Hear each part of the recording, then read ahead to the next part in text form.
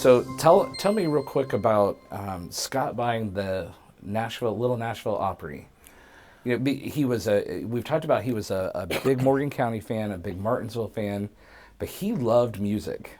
Oh, he loved that music, loved the country music, talked to a lot of them.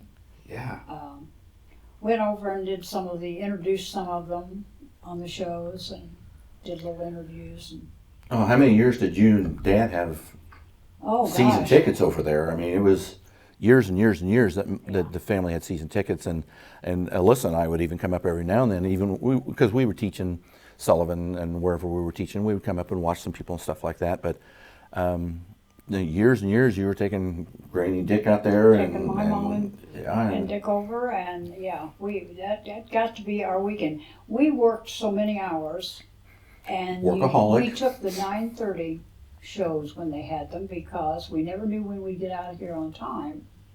So we said, well, we know we'll do that. We can make that, and we did that, and that got to be our big weekend, and eat over there and go to a show. But Scott did not forget anything. I mean, his memory was just amazing. Memory. But he knew all the old guys, and he knew all of the old ladies who were singing, and he knew their songs. He knew when they came out, and he knew the history of all these people. And that came from his love of music, but then all those years of being on country radio in the morning and running country radio as a DJ. I mean, he just knew all these things and just fell in love with that. And when it burnt down, Mom and Dad and Scott were actually in the process of trying to buy it at that time when it burnt. Oh, I didn't know that. Yeah, and they had been in talks at that point, and then it just became difficult to. I mean, if you're buying something that's there, it's easier than to buy something when there's nothing there, and to get the loans and things like that to make it work. And so it just never panned out. I mean, we got close a couple times and things like that with that. But I mean, I know you did it. You sit and talk with him, and you just see that glimmer and that love of, and that was something that was going to happen in his mind. That this is going to be there. Little Nashville will rise again. You know. Or a new song would come out, and he would say, "Listen to the background. Hear that guy playing the guitar? I know that's so and so that played on such and such." And he would go back, and yes, he was. He would recognize the way they played. Yeah. Wow. He loved that. Well, he had a good relationship with Loretta Lynn's manager, and a good relationship with the Oak Ridge Boys.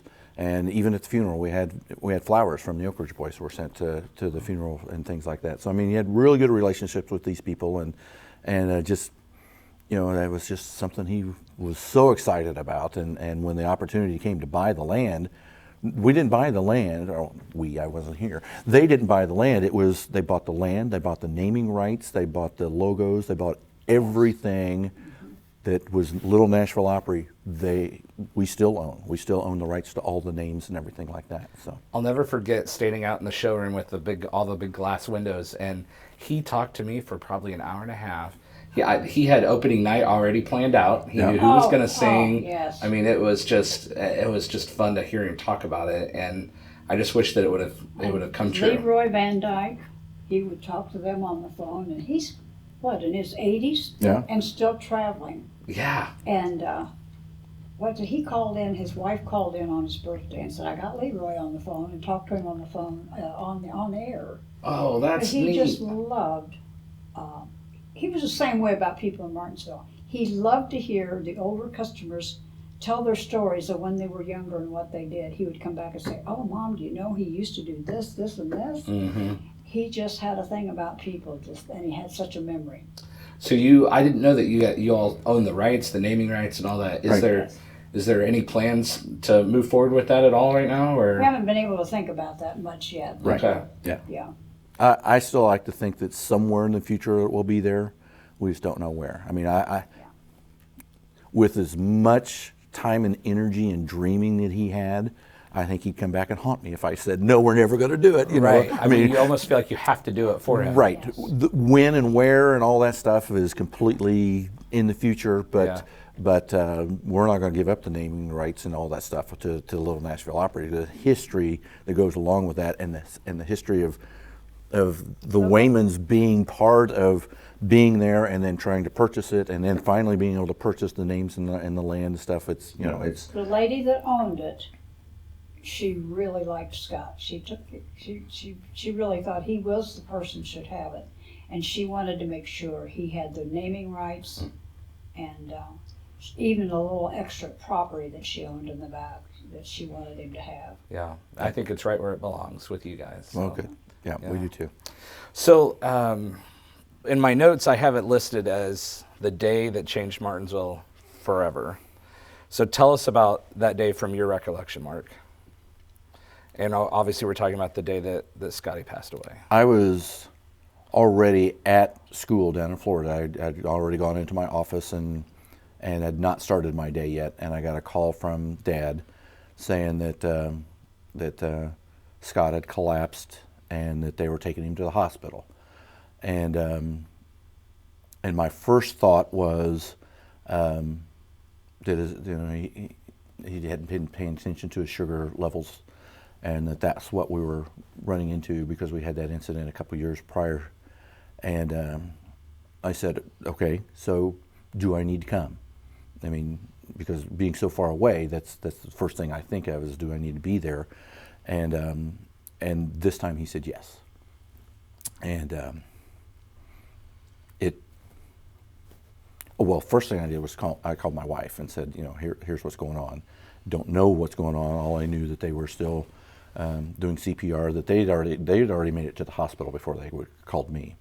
And then so I called Alyssa and told her everything, what was going on, and said we got to go. And then I called my principal. Actually, I ran to the principal's office because I couldn't get a hold of him on the phone. So I ran and let him know what was going on, and literally ran back and you know, I'm not a runner. Some of my students are like, what's going on? What's going on? And I'm just running past them because they know something's wrong because I'm not going to run. And unless there's a big dog chasing me, I'm not going to run. So I'm running back to the thing, and they knew something was wrong too, but they were still before classes had started. So I went and grabbed everything, locked up, and took off. And some of those kids I never saw again because it was right at the end of a school year. So it was, you know, because we took off and came up here, and before I got home to start packing, Dad called back and said Scott had died, and then so the urgency slowed just a little bit. We were able to, you know, think through packing and all those kinds of things, and then we took off and came up here, and you know, I can't even remember where we went when we got here right now. I'm assuming we went to the house, to Mom and Dad's house, but I can't ever remember what happened at that point. But we had to, you know, start making decisions and making arrangements and doing what we had to do. Did he know that he was sick? And I'm not sure if you're not even comfortable talking about how he passed away, that's fine, but... I'm not sure he knew. Okay. I think he knew something. I had been trying to get him to go to the doctor because he's talking about being tired, and Scott never said he was tired. Mm. And he said, oh, you worry too much. My knees are bothering me, and that wears you out. And I had just made an appointment for him for the next week because I went up and said, I don't care if it's your knees or what it is, you need to go get checked out. Mm-hmm. But he just didn't show up to work that morning, and he was unconscious when they got into the house. But I will say the IU emergency was wonderful. Mm. They kept us very informed, and it was quite a while. They kept coming out and telling us what was going on, and finally had to come out and say, we just can't do anymore. Right. And was it a heart attack? It was heart. They said the heart was enlarged, Okay. which they say you can't really always tell from examination. It beats the same, they say. At least that's the word we were told, but that's what they said it was. So that was, we were there quite a while. Yeah, it's almost ironic because Scott's heart was huge for everybody, you know, and his heart truly was 3 times larger than it should have been. you know, I mean, it was And enlarged. people say, we know he had a big heart. And he truly did. You know, Wow. he truly did. Yeah. So, The We connection have so there. many people Yeah. say that to me. They'll say, well, we knew he had a big heart.